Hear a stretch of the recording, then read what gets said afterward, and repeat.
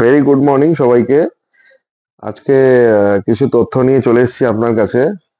Shri Ganesh would পার্কের দোকানের location বা কোথায় এটা অবস্থিত, অনেকেরই রিকোয়ারমেন্ট ছিল যে জানা যে দাদা আমরা ঠিকঠাক দোকানে পৌঁছাতে পারছি না, অথবা অন্য দোকানে চলে যাচ্ছি। দেখুন, আমাদের দোকানের অ্যাড্রেসটা ফার্স্ট অফ অল বলে দিই, তারপর ক্লিয়ার আউট করে দিচ্ছি। ফার্স্ট অফ অল হচ্ছে দোকানের অ্যাড্রেস হচ্ছে কাছড়াপাড়াতে।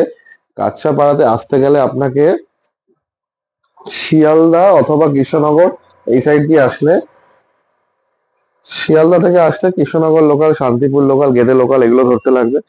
কৃষ্ণনগর থেকে আসতে গেলে শিয়ালদাগামী যে কোনোই ট্রেন আছে, তো সেই ট্রেন ধরে আসতে লাগবে হচ্ছে আপনাদের কাছড়াপাড়াতে।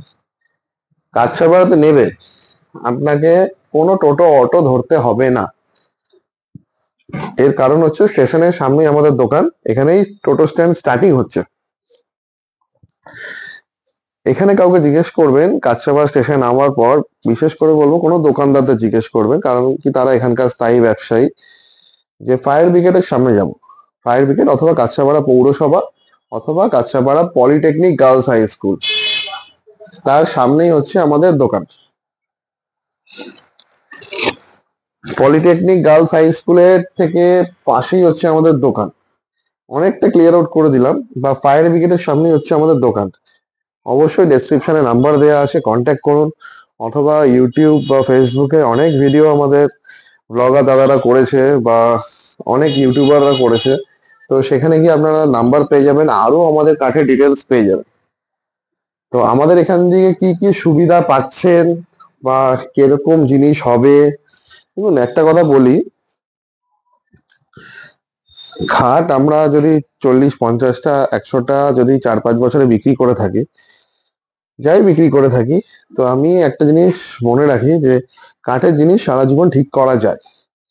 তো কাঠের জিনিস যখনই ঠিক করা যায়, এই জিনিসগুলোকে কিন্তু আমাকে ফিল করতে হয়েছে, কারণ কি আমি কথাগুলো প্রথমত শুনে এসেছিলাম। কি জিনিসগুলো কিভাবে বা কোন জিনিসগুলো কিভাবে ঠিক করা যায়, এগুলো হচ্ছে জানা। তো প্রথমত প্র্যাকটিক্যালি আপনাদের দেখাই। এই হচ্ছে কাঠ। দোকানে থাকাকালীন কিন্তু কোনো জায়গায় ডিসপুট হয়নি যে ফেটে যাওয়া, ছিঁড়ে যাওয়ার সম্ভাবনা, বা ডিজাইন পার্টে কোনো জায়গায় সম্ভাবনা কিন্তু কিছুই হয়নি।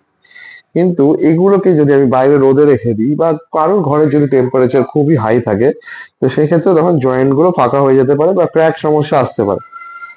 তো সেই ক্ষেত্রে সেগুলো কিন্তু রিপেয়ারিং মাধ্যমেই ঠিক হবে, কারণ কি এই জিনিসটা যখন তৈরি হয়েছিল, আমি আশা করবো আপনাদের কাছে নতুন ভিডিও আরো নিয়ে আসবো, সেই ভিডিওর মাধ্যমে আপনাদের বুঝিয়ে দেবো যে একটা কাঠ থেকে খাটকে তৈরি করতে গেলে কি কি প্রসেসের মাধ্যমে এগোতে লাগে।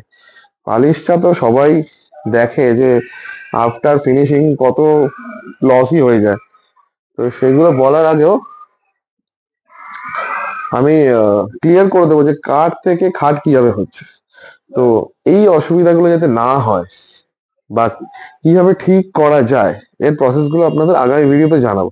তবুও বলে দিই, কারণ কি আমরা অনেক সময় ধরুন একজন খুব ক্লোজ আমার কাস্টমারের মাল ডেলিভারি করেছি, তো তারপরে দেখা যাচ্ছে সেই জয়েন্টটা ফাঁকা হয়েছে। 1 বছর আমার কাছে খাটটা ছিল, আমি পার্টিকুলারলি এই খাটটার কথাই বললাম। ধরুন এই খাটটা, আকাশমণি কাঠটা আমার কাছে রয়েছে 1 বছর হয়ে গেছে, তো এর কিন্তু কোনো জায়গায় কোনো ক্র্যাক ট্র্যাক কোনো সমস্যা নেই, কোনো রকম ক্র্যাক সমস্যা নেই। ইভেন কি আপনার কাঠের জিনিসে আমাদের পেছনে সব থেকে বেশি খরচা হয়, কারণ কি পুরো পেছনটাই সলিড উডের থাকে, তো 2 ইঞ্চি কাঠে। সামনে পালিশে জানা খরচা, পেছনে তার থেকে বেশি খরচা হয়, কারণ পুরোটাই শাইনিং করা হয়, পুরোটা গালা পালিশ করা হয়, যাতে খাটটা পেছন থেকেও দেখতে ভালো লাগে। অনেক জায়গায় দেখবেন যে পেছনটাকে অনেক সময় অ্যাভয়েড করে দেওয়া হয়, তো আমাদের পেছনের দিকের পালিশটা অনেক সুন্দর হয়, সামনের পারে ডিজাইন থাকে। তো এই সমস্যাগুলো যখন হয়েছিল আমার সেই চেনা জানা বা হচ্ছে ক্লোজ কাস্টমারদের ক্ষেত্রে, আমার নিজেরই খারাপ লাগে যে 1 বছর 1.5 বছর পর একটা খাট তাকে দিলাম, এত সিজন করার পরও তারপরে সমস্যা। তো সেই কারণে একটা বলি, দেখুন একটা কাস্টমার আমি চিনি না জানি না, তো তাকে আমি একটা রিসেন্ট কাটিং লগের মাল দিয়েছিলাম, রিসেন্ট কাটিং কাঠ বা অথবা বলতে পারেন কাঁচা কাঠ, কিন্তু তার বাইরে কোনো সমস্যা নেই। মানে সে আমার কাছ দিয়ে আবার খাট কিনেছে, আবার ডাইনিং টেবিল কিনেছে। আমি এই বিষয়টা নিয়ে টোটালি কনফিউজ। তো একটা জিনিস আমি মাথায় রেখেছি, যে যাদেরই কোনো সমস্যা হবে, সেটা পুরোনো কাঠ হোক বা নতুন কাঠ হোক, দাম ওখানে অনেকটা ডিপেন্ড করে।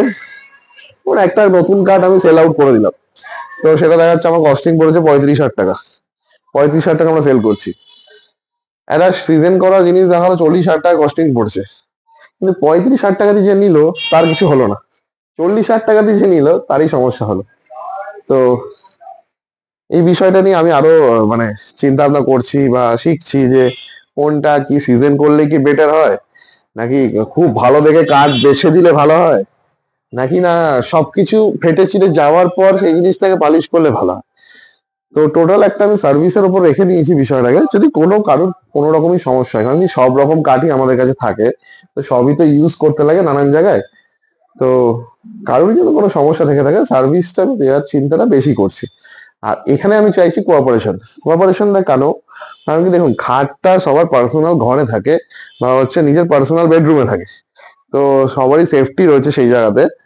তো আমি বলবো যে আপনারা যেদিন বাড়িতে থাকবেন, তো সেই সময় আমাকে কন্ট্যাক্ট করবেন বা তার আগেই কন্ট্যাক্ট করবেন, আমি মিস্ত্রির নাম্বার দিয়ে দেবো, যারা আপনার বাড়িতে গিয়ে এই পরিষেবাটা দিয়ে দেবে।